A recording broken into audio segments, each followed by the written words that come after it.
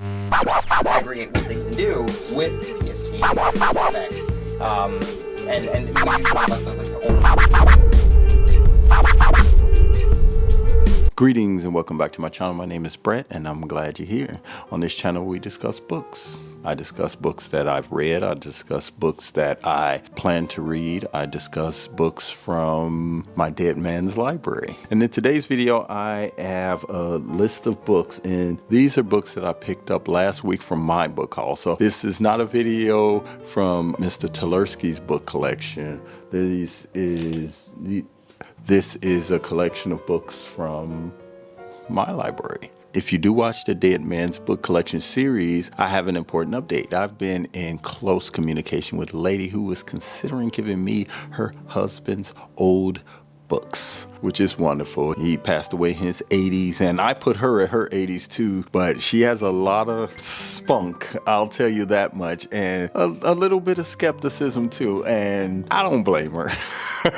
I don't blame her. I believe that the books have probably become more sentimental items for her, and I could see her feeling like she's probably giving away maybe a piece of her husband. A big piece of her husband. So I understand, but all I can do is respect her decision either way. She didn't even tell me how many books it was. I asked specifically, how many books are we talking about, lady? You know, and she's very nice. She said, "Oh, do you have a big house, young man?" I said, "Well, no, I have a little apartment." And she just thought that was the funniest thing she ever heard. I'm like, haha, very funny. You know, she obviously is talking about a bigger library. And the reason I asked how many books, because I want to know if I can accommodate. Now, with that said, I do have an alternative location that I have in mind for housing and storing books. Just a little small space where I can clean up, I can shelve it, and I can bring in as many shelves as I want. I have complete autonomy over it, and it's not going to cost me any money. So that's that. Okay, that's my update on the Dead Man's Library collection. But I want to get into these books I picked up last week because they are very, very interesting. But let me say this. If you're here for the first time, my name is Brett Bonner, and I appreciate you stopping by, and I hope you enjoy the video. If you're a returning subscriber, you know I love you. Okay, so let's get into these books. This was interesting. I read Mitch Albom's The Little Liar, and I ended up finding two more Mitch Albom books. One being The 5 People You Meet in Heaven, and the other one is The Stranger in the Lifeboat. So someone got rid of these Mitch Albom novels. You know, thank you. I'm not doing anything without my trusty bifocals on. But let's read. This is Mitch Albom, The 5 People You Meet in Heaven. Eddie is a grizzled war veteran who feels trapped in the toil of his father before him, fixing rides at a seaside amusement park. As the park has changed over the years, from the loop-de-loop to the pipeline plunge, so too has Eddie changed, from optimistic youth to embittered old age. I know all about that. His days are a dull routine of work, loneliness, and regret. Then, on his 83rd birthday, Eddie dies in a tragic accident trying to save a little girl from a falling cart. With his final breath, he feels 2 small hands in his, and then nothing. He awakens in the aftermath, where he learns that heaven is not a lush Garden of Eden, but a place where your earthly life is explained to you by 5 people who are in it. These people may have been loved ones or distant strangers, yet each of them changed your path forever. One by one, Eddie's 5 people illuminate the unseen connections of his earthly life. As the story builds to its stunning conclusion, Eddie desperately seeks redemption in the still knowing last act of his life. Was it a heroic success or a devastating failure? The answer, which comes from the most unlikely of sources, is as magical and inspirational as a glimpse of heaven itself. Okay, so this is Mitch Albom's novel. I gave Little Liar 5 stars, by the way. Thing is, this book was clearly written before The Little Liar.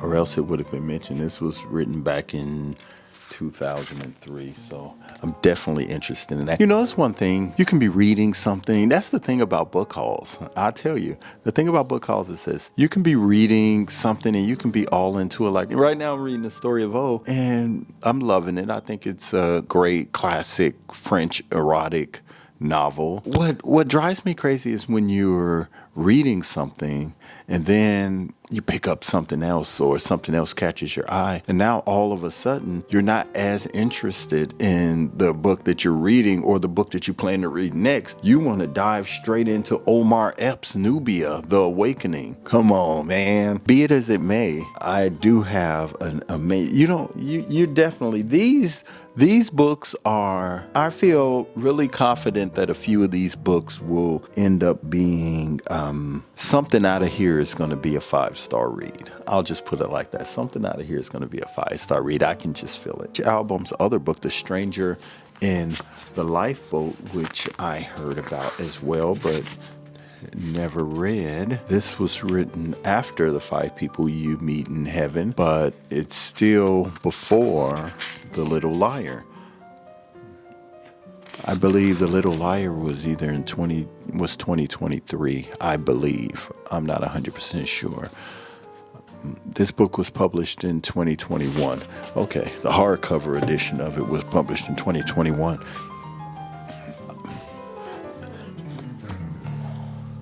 I'm not going to be happy unless I know what the connection is. Okay, so I have to go and figure out this Mitch Albom, The Little Liar. Even though I read this just a month ago, I cannot remember exactly. But it was 2023, so I was right. Mitch Albom's The Little Liar. So now let's look at The Stranger in the Lifeboat. Mitch Albom, The Stranger in the Lifeboat. What would happen if we cried out to God for help and someone claiming to be God actually appeared before us?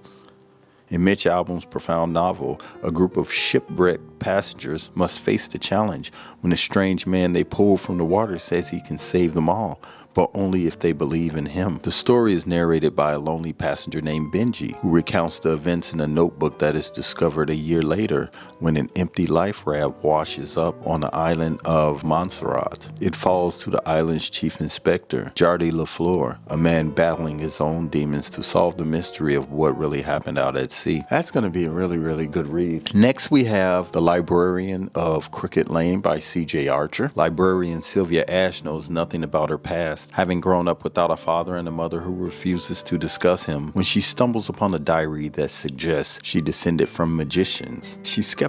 After all, magicians are special, and she's just an ordinary woman who loves books. She seeks answers from a member of the most prominent family of magicians, but she quickly learns that finding the truth won't be easy, especially when he turns out to be as artless as her and more compelling and dangerous than books. War hero Gabe is gifted with wealth, a loving family, and an incredible amount of luck that saw him survive 4 harrowing years of a brutal war without injury. But not all injuries are visible. Burying himself in his work as a consultant for Scotland Yard, Gabe is going through the emotions as he investigates the theft of a magician-made painting. But his life changes when he unwittingly gets Sylvia dismissed from her job and places her in danger. After securing her new employment in the library housing the world's greatest collection of books about magic, Gabe and Sylvia's lives become entwined as they work together to find both the painting and the truth about Sylvia's past before powerful people can stop them. But sometimes the past is better left unburied. That seems interesting. Okay, this is N.K. Jemisin. How Long to the Black Future Month by N.K. Jemisin. You have to appreciate the artwork in this. N.K. Jemisin. This book was published in 2018. N.K. Jemisin is the first writer in history to win the Hugo Award for Best Novel 3 years in a row. Jemisin equally challenges and delights in her first collection of short fiction with narratives of destruction, rebirth, and redemption. How Long Till Black Future Month offers the perfect introduction to one of the most important writers of the generation. Okay, so this is a group of short stories. So I'm going to go to the contents and read some of the short story titles. The Ones Who Stand Fight, The City Born Great, Red Red Dirt Witch, El Alchemista, The Effluent Engine, Cloud Dragon Skies, The Trojan Girl, Valedictorian, The Storyteller's Replacement, The Brides of Heaven, The Evaluators, Walking Awake, The Elevator Dancer, Cuisine de Memoirs, Stone Hunger, On the Bank of the River Lex. NPR Books called it gorgeous.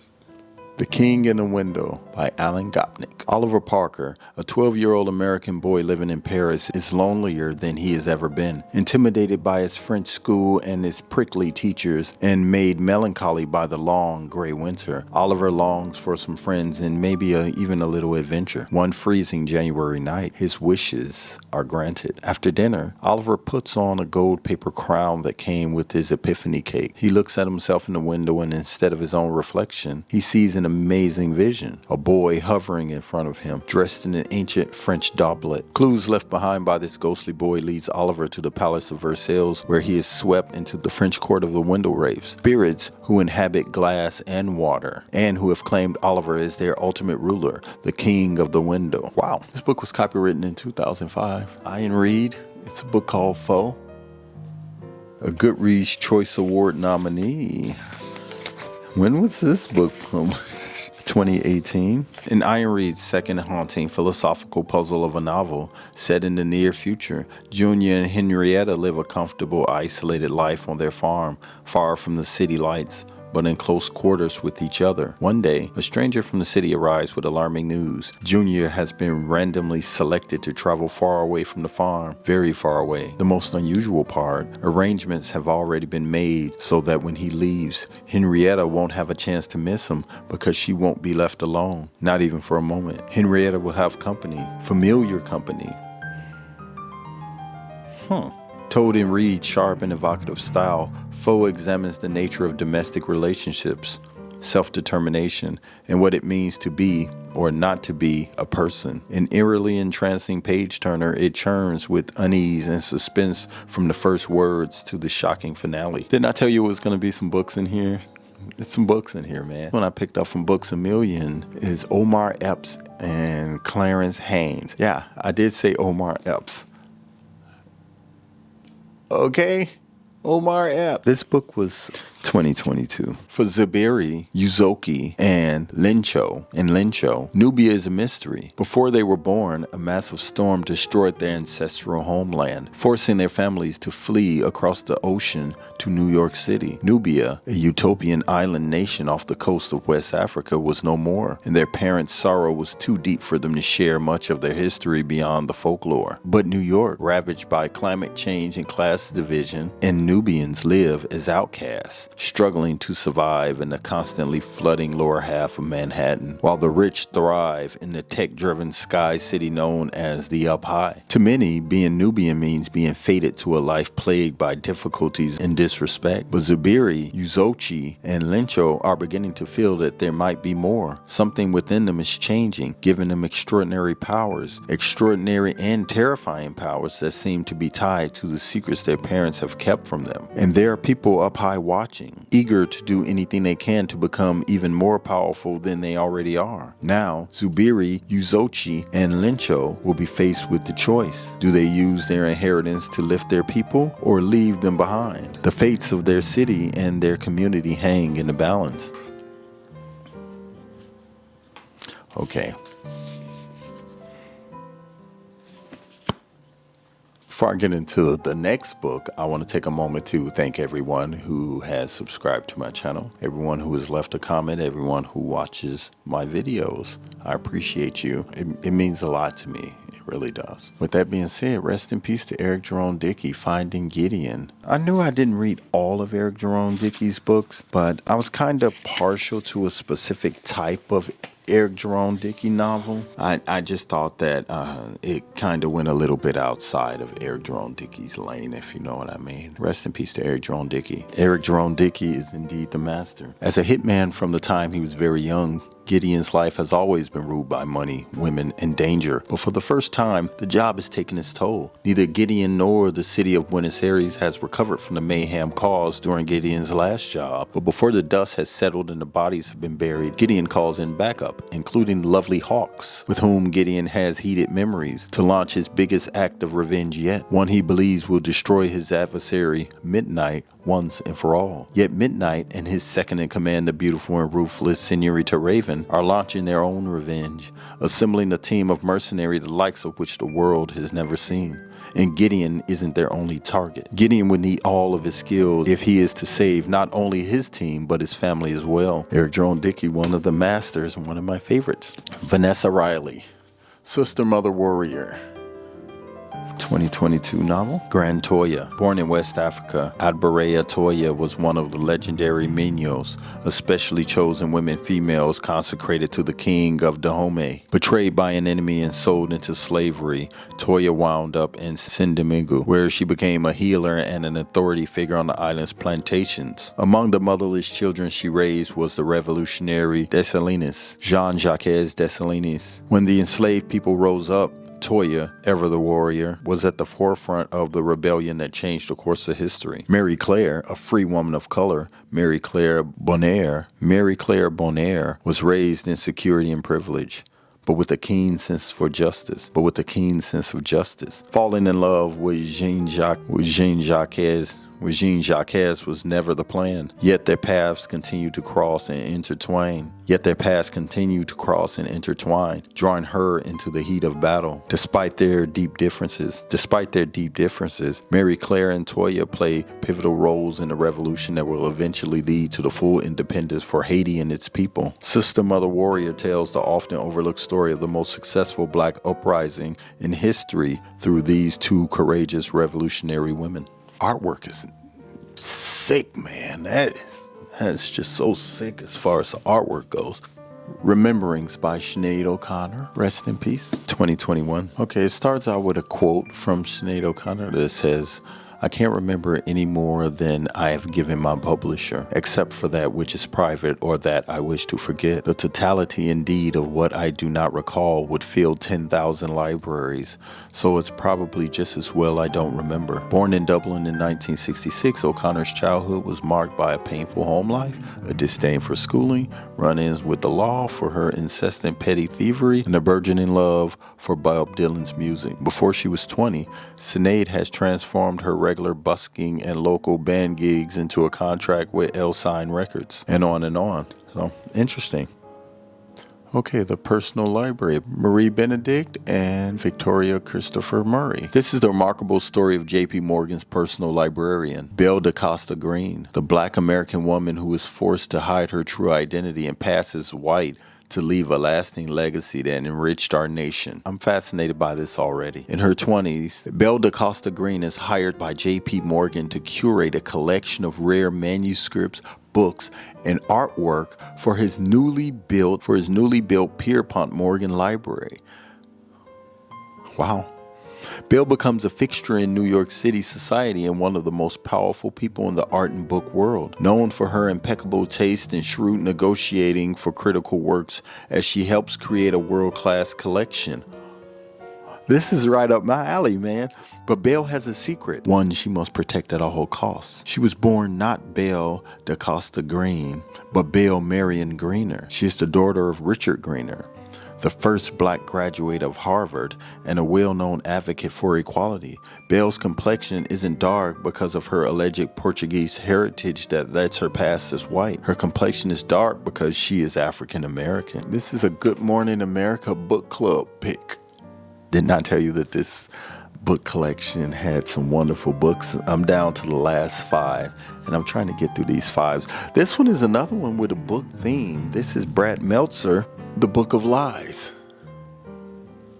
published in 2008. In chapter 4 of the Bible, Cain kills Abel. It is the world's most famous murder, but the Bible is silent about one key detail: the weapon Cain used to kill his brother. That weapon is still lost to history. In 1932, Mitchell Siegel was killed by 2 gunshots to the chest. While mourning his son dreamed of a bulletproof man and created the world's greatest hero, Superman. And like Kane's murder weapon, the gun used in his unsolved murder has never been found. Today, in Fort Lauderdale, Florida, Cal Harper comes face to face with his own family tragedy. His long missing father has been shot with a gun that traces back to Mitchell Siegel's 1932 murder. But soon after their surprising reunion, Cal and his father are attacked by a ruthless killer tattooed with the ancient markings of Kane. So begins the chase for the world's first murder weapon. It is a race that will put Cal back into his own past even as it propels him forward through the crime story of Cain and Abel, an 80-year-old unsolvable puzzle, and the deadly organization known for the past century as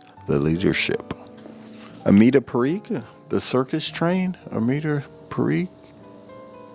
The Circus Train? In 1938, Lena Papadopoulos has never quite found her place within the circus, even as the daughter of the extraordinary headlining illusionist Theo. Brilliant and curious, Lena, who uses a wheelchair after a childhood bout with polio, yearns for the real-world magic of science and medicine, her mind stronger than the limitations placed on her by society. Then, her unconventional life takes an exciting turn when she rescues Alexandre, an orphan with his own secrets and a mysterious past. As World War II escalates around them, their friendship blossoms into something deeper while Alexandre trains as an illusionist apprentice. But when Theo and Alexandre are arrested and made to perform in a town for Jews set up by the Nazis, Lena is separated from everything she knows. Forced to make her own way, Lena must confront her doubts and dare to believe in the impossible herself.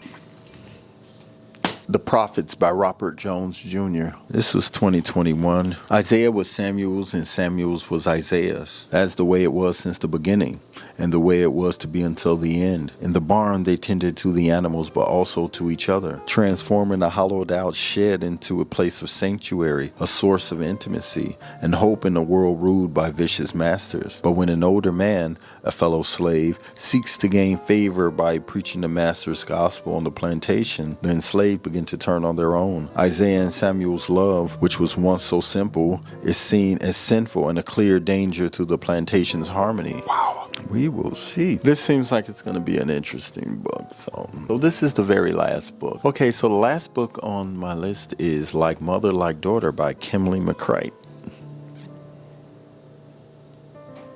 Like Mother, Like Daughter by Kimberly McCreight. And this book was Book of the Month in August 2024. When Cleo, a student at NYU, arrives late for dinner at her childhood home in Brooklyn, she finds food burning in the oven and no sign of her mother, Kat. Then Theo discovers her mother's bloody shoe under the sofa. Something terrible has happened. But what? The polar opposite of Cleo, whose out-of-control emotions and unsafe behavior have created a seemingly unbridgeable rift between mother and daughter. Kat is the essence of Park Slope perfection, a happily married, successful corporate lawyer, or so Cleo thinks. Kat has been lying. She's not just a lawyer. She's her firm's fixer. She's damn good at it too. Growing up in a dangerous group home taught her how to think fast, stay calm under pressure, and recognize a real threat when she sees one. And in the days leading up to her disappearance, Kat has become aware of multiple threats: demands for money from her unfaithful soon-to-be ex-husband, evidence that Cleo has slipped back into a relationship that's far riskier than she understands, and menacing anonymous messages from Kat's past, all of which she kept hidden from Cleo. A love story between mother and a daughter. Daughter trying to save her mother. Very interesting. So there you have it. Those are the books that I picked up last week on my book haul. I do think that they're going to be great books. I do see a couple of them that I kind of want to jump ahead on. That's the thing. I think you have to read by feeling these days. What are you feeling like? Are you feeling like historical fiction? Are you feeling like smut? Erotica? Are you feeling like classic tales? Do you want some classic literature? Things like that. So it's up to you, as it is always your choice on what you want to read. I want to thank you for watching this video. If you have yet to subscribe to my channel, please go up and subscribe. I just passed 6,000. I want to thank you so much for that. And I am definitely looking forward to shooting the next video. That will be video 5 in my series of the Dead Man's Book Collection. If you haven't checked them out, I'm going to leave it somewhere. I probably have it just flashing throughout this video. Bing, bing, because I'm really digging that series. So thank you for watching. If you haven't, check it out. I'll leave a little link to it up there. You can I'll link the playlists. I'll link the most current video, and I'll link the playlist. So you can go up and check out the whole playlist. Watch the playlist from the beginning. I want to thank you for watching this video, and I'll see you in the next one. Peace. Create what they can do with PS effects. And we usually like the